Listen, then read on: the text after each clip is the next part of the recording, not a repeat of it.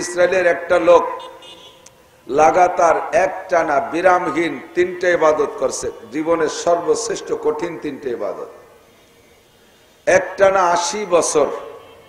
আমি তো 80 বছর হায়াতি পাবো নাকি তার গ্যারান্টি নেই। যারা পেয়ে গেছেন তারা পাইছেন, কিন্তু এইভাবে আমল করতে পারেন নাই, অবশ্যই পারেন নাই। 3টে কঠিন আমল। 1 নম্বর, 80 বছরের মধ্যে লোকটা বিছানায় পিঠ দিয়ে ঘুমাই নেই। জারি যাত্রা, কড়সা, গাজীর গান, গুণযাত্রা শুনি বেড়েছে। 80 বছর রাত্রে ঘুমাই নেই, সারা রাত দাঁড়ায় দাঁড়ায় ইবাদত করছে। এটা একটা কঠিন বিষয় না? আর সারা রাত না ঘুমাইলে দিন ভরে তো ঘুমানোই লাগে, দিনের বেলা আবার লোকটা ঘুমাই নাই। এই 80 বছর যাবৎ কোন না কোন জায়গায় কাফেরদের সাথে লড়াই ছিল, যুদ্ধ ছিল। এই একটানা 80 বছর যুদ্ধ করছে ময়দানে। তো ময়দানে যাইয়া মরুভূমির দেশ কাফেরের সাথে যুদ্ধ করা কত কঠিন ব্যাপার, তাও একটানা 80 বছর। আবার এই 80 বছর যুদ্ধ করছে যে পানি খাইছে, তেঁতুল খাইছে, 7 আপ খাইছে আর যুদ্ধ করছে তা না, রোজা থেকে যুদ্ধ করছে। 80 বছর একটানা রোজা, 80 বছর একটানা সারা রাত ইবাদত, 80 বছর ময়দানে কাফেরের সাথে যুদ্ধ। তাহলে কেমন 3টে ইবাদত! সাহাবায়ে কিরাম শুনে আশ্চর্য হয়ে বলতেছেন, হুজুর তাহলে জান্নাতের বড় বড় দাগ উনরাই দখল করবে, আমাকে কপালে হবে না। এক তো এত লম্বা টাইম রোজাও রাখতে পারবো না, সারা রাত সজাগ থাকাও সম্ভব নয় একটানা লাগাতার। আবার এইভাবে যুদ্ধ করে পারা যায় নাকি? জিরেবো, যুদ্ধ করবো, মারবো, মার খাবো, 2 ঘুষি দেবো, একটা খাবো, এইভাবে তো চলতে থাকবে। এইভাবে লাগাতার 80টা বছর যুদ্ধ করে তো কঠিন সাবজেক্ট। তাহলে ভেস্টে বড়টায় উনরাই যাবে। প্রাণ প্রিয় দেশবাসী, মুত্তাসিল বাদ মাগরিব ওয়াজ করাও শোনার সুন্নতি টাইম। ফিতনার জামানায় একটা সুন্নতকে জিন্দা করার উদ্দেশ্যে আমল করলে আল্লাহ পাক 100 শহীদের সওয়াব দান করেন। আল্লাহ পাক রব্বুল আলামিন এই বিশাল সওয়াবের অধিকারী হওয়ার সুযোগ করে দিয়েছেন আমাদেরকে। ধীরে ধীরে রাত বাড়বে আর শ্রোতাও বাড়বে। তো দেরিতে যারা আসবে তারা এই প্রথম সুন্নতের ভাগী হতে পারবে না। আল্লাহ পাক বলেন, আস-সাবিকুন আস-সাবিকুন উলাইকাল মুকাররাবুন। প্রত্যেক ভালো কাজে যারা অগ্রগামী তারা আল্লাহ পাক রব্বুল আলামিনের অতি নৈকট্য প্রাপ্ত বান্দা। অবশ্যই মাহফিল ভালো কাজের মধ্যে কোনো সন্দেহ নেই। নবী আলাইহিস সালাতু ওয়াস সালাম মাহফিল সংক্রান্ত বলেন, ইজা মারারতুম মির রিয়াজিল জান্নাহ ফারতাউ। যখন তোমরা জান্নাতের বাগানের কাছ দিয়ে যাবা, জান্নাতের বাগানের পাশ দিয়ে যাবা, তখন বাদাম খাতে খাইতে আর চুপ করে মুখ বন্ধ করে অথবা বিড়ি খাতে খাতে এটি চলে যেও না। ওই বাগানেতে 2-একটা ফল পাকড়া ছিঁড়ে খাও, ফারতাও, ফল ছিঁড়ে খাও। সাহাবায়ে কেরাম জিজ্ঞেস করলেন, হুজুর দুনিয়ায় জান্নাতের বাগান কোন জায়গা আছে সেই গাছের ফল খাবো? তো হুজুর বললেন, দুনিয়ায় জান্নাতের বাগান হলো হেলাকুজ জিকির, যে জায়গা আল্লাহ পাক রব্বুল আলামিনের বড়ত্বের আলোচনা হয়, ওইটাই জান্নাতের বাগান। ও জায়গার ফল কি? ওখানে শরিয়াতের যে বিধিবিধানগুলো আলোচনা করা হয় ওইগুলোই ফল। ওর থেকে 2-একটা নিয়ে যাওয়া, খালি এতে বাড়ি চলে যেও না। তো অবশ্যই আমাদের এই মাহফিলে আল্লাহর বড়ত্বের আলোচনা হয়। আমরা সকলেই স্বীকার করব আল্লাহ ছোট না বড়? আরবিতে কি বলে? আল্লাহু আকবার। একটু বলি মোহাব্বতের সাথে বলবেন আল্লাহু আকবার। একবার বললে 4000 নেকি। এত সহজ ইনকাম আর কোন জায়গা নাই। দিন বইরে কোদাল কোপাইলে 400 টাকা দেয়, দিন বইরে ভ্যান রিক্সা চালাইলে 500-600 টাকা পাওয়া যায়। একবার আল্লাহ বললে 4000 নেকি পাওয়া যায়। খুশি হয়ে সুবহানাল্লাহ বলে ফেলাইছেন, এও বিলাং না, এর ওসিলায় জান্নাতের মধ্যে বিরাট একটা ফলদার গাছ লাগানো হয়ে গেছে। ও গাছ কোন সিজনের অপেক্ষা করে না যে ফাল্গুন মাস না আসলে বইলবে না, আর জ্যৈষ্ঠী আষাঢ় না আসলে ফল পাকবে না, এরকম গাছ না। এর লাগানোর সাথে সাথে ফলে ফুলে ভরা। বলি না সুবহানাল্লাহ।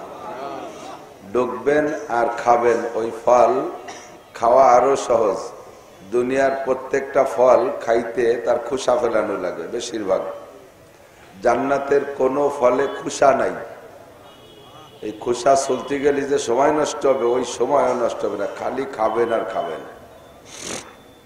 আর একবার বলে ফেলি, একটা গাছ লাগাই ফেলি, সুবহানাল্লাহ।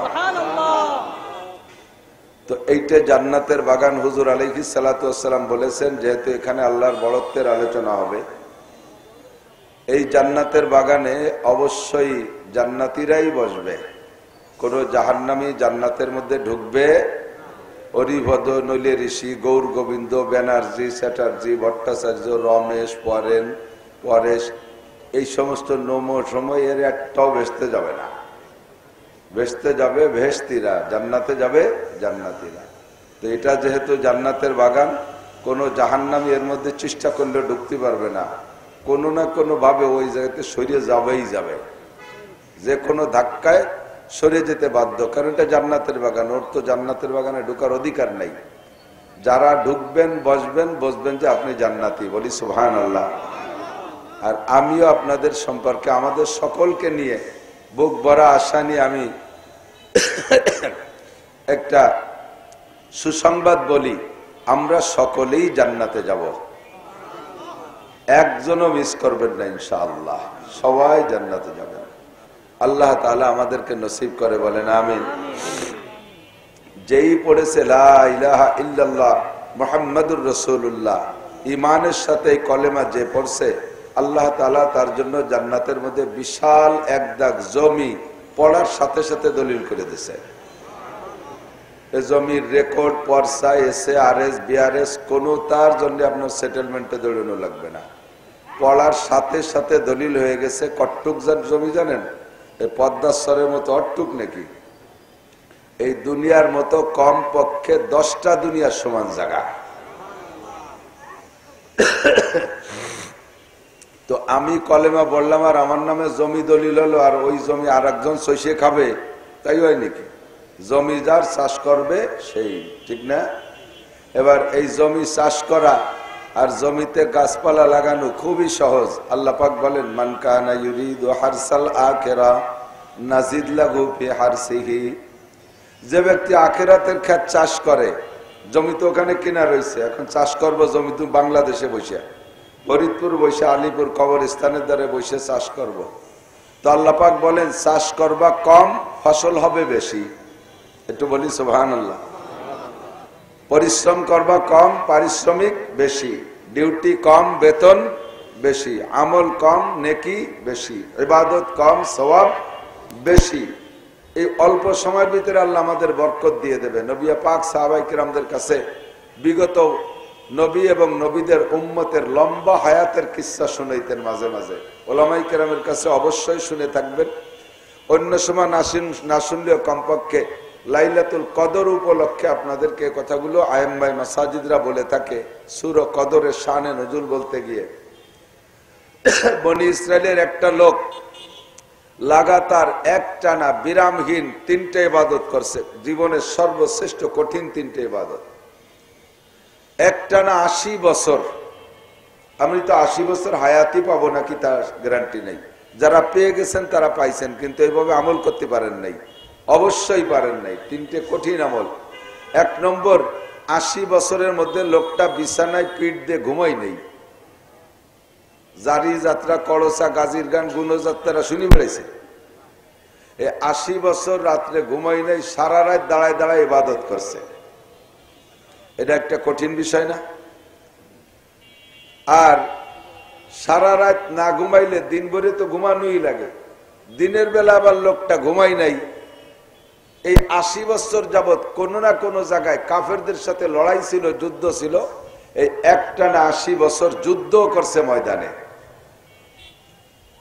তো ময়দানে যাইয়া মরুভূমির দেশ কাফেরের সাথে যুদ্ধ করা কত কঠিন ব্যাপার, তাও একটানা 80 বছর।